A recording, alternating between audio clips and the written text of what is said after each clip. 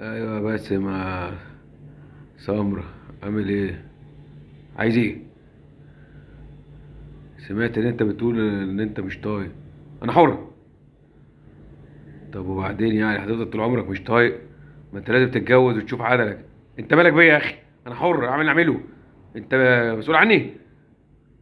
ما ينفعش كده. بس يا سمرة انت بتكبر وهتعجز وهتتكهن ومش هتلاقي حد حتى يديك كوبايه ميه.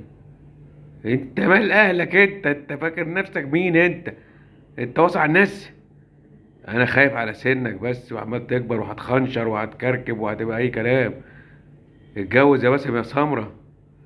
اديك بقى ماشي مش بطال. انا حر، انا مش طايق النسوان، قرفان منهم. وبعدين كل ما اخش اجيب حاجه الاقي البيضه نطت من 8، هتنط كمان من 8، هتبقى 12 اذا كان من 5 ل 8. عندك حق يا باسم، ولا جوز ولا زفت. بص كده على مين.